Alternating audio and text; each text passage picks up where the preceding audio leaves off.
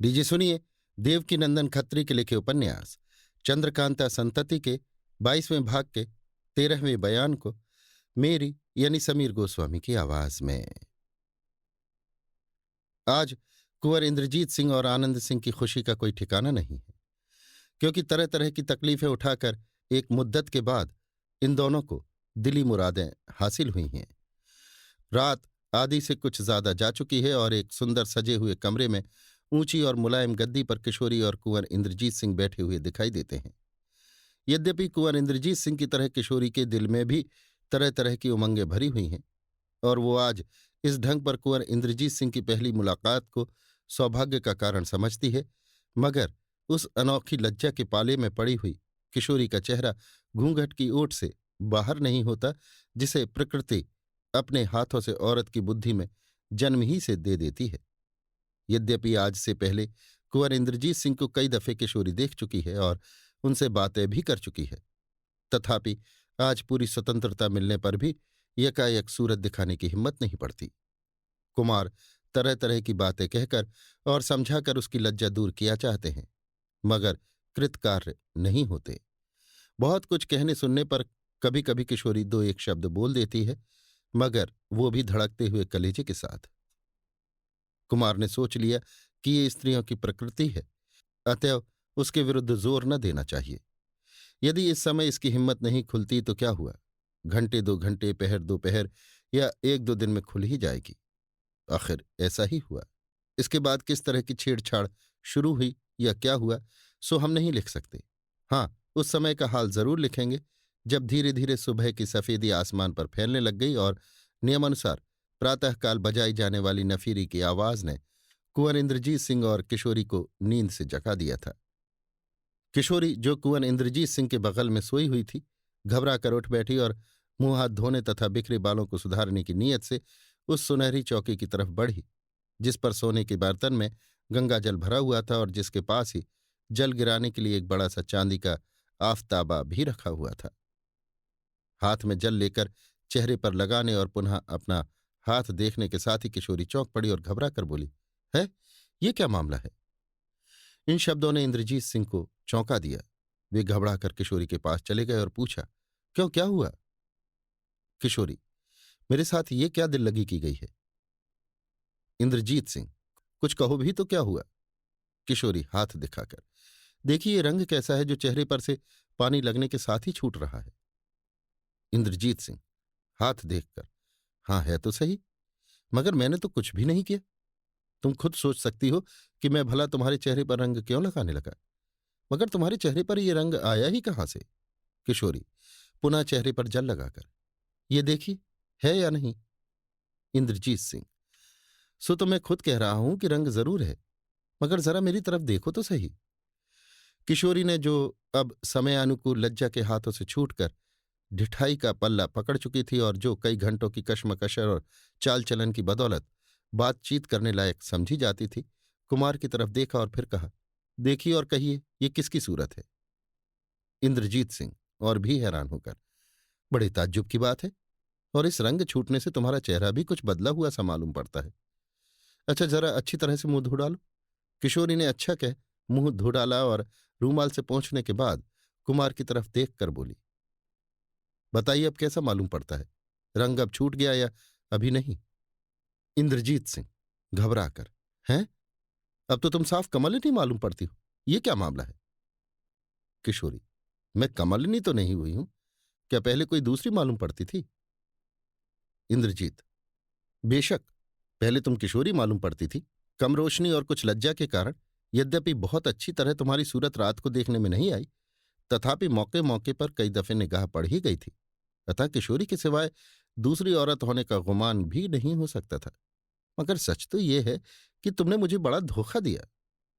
कमलनी, जिसे अब इसी नाम से लिखना उचित है। मैंने धोखा नहीं दिया, बल्कि आप मुझे इस बात का जवाब तो दीजिए कि अगर आपने मुझे किशोरी समझा था तो इतनी ढिठाई करने की हिम्मत कैसे पड़ी, क्योंकि किशोरी आपकी स्त्री नहीं थी। इंद्रजीत सिंह, क्या पागलपनी की सी बात कर रही हो? अगर किशोरी मेरी स्त्री नहीं थी तो क्या तुम मेरी स्त्री थी? कमलनी, अगर आपने मुझे किशोरी समझा था तो आपको मेरे पास से उठ जाना चाहिए था। जबकि आप जानते हैं कि किशोरी कुमार के साथ ब्याही गई है, तो आपको उसके पास बैठने या उससे बातचीत करने का क्या हक था? इंद्रजीत सिंह: तो क्या मैं इंद्रजीत सिंह नहीं हूं? बल्कि उचित तो ये था कि तुम मेरे पास से उठ जाती। जब तुम कमलनी थी तो तुम्हें पराये मर्द के पास बैठना भी न चाहिए था। कमलिनी ताज्जुब और कुछ क्रोध का चेहरा बनाकर: फिर आप वही बातें कहे जाते हैं। आप अपने को समझ ही क्या रहे हैं? पहले आप आईने में अपनी सूरत देखिए और तब कहिए कि आप किशोरी के पति हैं कमलिनी के। आले पर से आईना उठा और कुमार को दिखाकर: अब बताइए आप कौन हैं और मैं क्यों आपके पास से उठ जाती? अब तो कुमार के ताज्जुब की कोई हद न रही, क्योंकि आईने में उन्होंने अपनी सूरत में फर्क पाया। ये तो नहीं कह सकते थे कि किस आदमी की सूरत मालूम पड़ती है, क्योंकि ऐसे आदमी को कभी देखा भी न था। मगर इतना जरूर कह सकते थे कि सूरत बदल गई और अब मैं इंद्रजीत सिंह नहीं मालूम पड़ता। इंद्रजीत सिंह समझ गए कि किसी ने मेरे और कमलिनी के साथ चालबाजी करके दोनों का धर्म नष्ट किया और इसमें बेचारी कमलिनी का कोई कसूर नहीं है। मगर फिर भी कमलिनी को आज का सामान देखकर चौंकना चाहिए था। हाँ, ताज्जुब की बात यह है कि इस घर में आने के पहले मुझे किसी ने टोका भी नहीं, तो क्या इस घर में आने के बाद मेरी सूरत बदली गई? मगर ऐसा भी क्यों कर हो सकता है? इत्यादि बातें सोचते हुए कुमार कमलिनी का मुंह देखने लगे। कमलिनी ने आईना हाथ से रख दिया और पूछा: अब बताइए आप कौन हैं? इसके जवाब में इंद्रजीत सिंह ने कहा: अब मैं भी अपना मुंह धो डालूं तो कहूं? ये कहकर कुमार ने भी जल से अपना चेहरा साफ किया और रूमाल से पोंछने के बाद कमलिनी की तरफ देखकर कहा: अब तुम ही बताओ कि मैं कौन हूं? कमलिनी: अरे ये क्या हुआ? तुम तो बेशक बड़े कुमार हो, मगर तुमने मेरे साथ ऐसा क्यों किया? तुम्हें जरा भी धर्म का विचार न हुआ? बताओ, अब मैं किस लायक रह गई और क्या कर सकती हूं? लोगों को कैसे अपना मुंह दिखाऊंगी और इस दुनिया में क्यों कर रहूंगी? इंद्रजीत सिंह: जिसने ऐसा किया वो बेशक मारे जाने लायक है। मैं उसे कभी न छोड़ूंगा, क्योंकि ऐसा होने से मेरा भी धर्म नष्ट हुआ है और इस बदमाशी को मैं कभी बर्दाश्त नहीं कर सकता। मगर ये तो बताओ कि आज का सामान देखकर तुम्हारे दिल में किसी प्रकार का शक पैदा ना हुआ? कमलनी: क्यों कर शक पैदा हो सकता था, जबकि आप ही की तरह मेरे लिए भी सुहागरात आज ही तय की गई थी। मैं नहीं कह सकती थी कि दूसरी तरफ क्या हाल है। ताज्जुब नहीं कि जिस तरह मैं धोखे में डाली गई, उसी तरह किशोरी के साथ भी बेईमानी की गई हो और आपके बदले में किशोरी मेरे पति के पास पहुंचाई गई हो। ओहो! कमलनी की इस बात ने तो कुमार की रही सही अक्ल भी खो दी। जिस बात का अब तक कुमार के दिल में ध्यान भी न था, उसे समझाकर तो कमलिनी ने अनर्थ कर दिया। ब्याह हो जाने पर भी किशोरी किसी दूसरे मर्द के पास भेजी जाए, क्या इस बात को कुमार बर्दाश्त कर सकते थे? कभी नहीं। सुनने के साथ ही मारे क्रोध के उनका शरीर कांपने लगा और वे घबरा कर कमलिनी से बोले: ये तो तुमने ठीक कहा, ताज्जुब नहीं कि ऐसा हुआ हो, लेकिन अगर ऐसा हुआ होगा तो मैं उन दोनों को इस दुनिया से उठा दूंगा। इतना कहकर कुमार ने अपनी तलवार उठा ली जो गद्दी पर पड़ी हुई थी और कमरे के बाहर जाने लगे। उस समय कमलिनी ने कुमार का हाथ पकड़ लिया और कहा: कृपा निधान, जरा मेरी एक बात का जवाब दे दीजिए तो यहां से जाइए। इंद्रजीत सिंह: कहो। कमलिनी: आपका धर्म नष्ट हुआ, खैर कोई चिंता नहीं, क्योंकि धर्मशास्त्र में मर्दों के लिए कोई कड़ी पाबंदी नहीं लगाई गई है, मगर औरतों को तो किसी लायक नहीं छोड़ा। आपके लिए तो प्रायश्चित है, मगर मेरे लिए तो कोई प्रायश्चित भी नहीं जिसे करके मैं सुधर जाऊंगी। इतना जानकर भी मेरा धर्म नष्ट होने पर आपको उतना रंज या क्रोध नहीं हुआ जितना ये सोचकर हुआ कि किशोरी की भी ऐसी ही दशा हुई होगी। ऐसा क्यों? क्या मेरा पति कमजोर और नामर्द है? क्या वो भी आपकी ही तरह क्रोध में ना आया होगा? क्या इसी तरह वो भी तलवार लेकर मेरी और आपकी खोज में न निकला होगा? आप जल्दी क्यों करते हैं?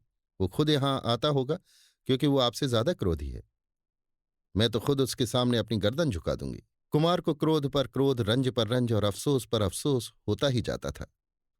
कमलिनी की इस आखिरी बात ने कुमार के दिल में दूसरा ही रंग पैदा कर दिया। उन्होंने घबरा कर एक लंबी सांस ली और ऊपर की तरफ मुंह करके कहा: विधाता, तूने ये क्या किया? मैंने कौन सा ऐसा पाप किया था जिसके बदले में इस खुशी को ऐसे रंज के साथ तूने बदल दिया? अब मैं क्या करूं? क्या अपने हाथ से अपना गला काट कर निश्चिंत हो जाऊं? मुझ पर आत्मघात का दोष तो नहीं लगाया जाएगा? इंद्रजीत ने इतना कहा ही था कि कमरे का वो दरवाजा, जिसे कुमार बंद समझते थे, खुला और किशोरी तथा कमला अंदर आती हुई दिखाई पड़ी। कुमार ने समझा कि बेशक किशोरी इसी ढंग का उल्हाना लेकर आई होगी, मगर उन दोनों के चेहरे पर हंसी देखकर कुमार को ताज्जुब हुआ और ये देखकर उनका ताज्जुब और भी बढ़ गया कि किशोरी और कमला को देखकर कमलिनी खिलखिलाकर हंस पड़ी और किशोरी से बोली, लो बहन, आज मैंने तुम्हारे पति को अपना बना लिया। इसके जवाब में किशोरी बोली, तुमने तो पहले ही अपना बना लिया था, आज की बात ही क्या है। अभी आप सुन रहे थे देवकीनंदन खत्री के लिखे उपन्यास चंद्रकांता संतति के 22वें भाग के 13वें बयान को मेरी यानी समीर गोस्वामी की आवाज में। इसी के साथ चंद्रकांता संतति का 22वां भाग अब समाप्त होता है।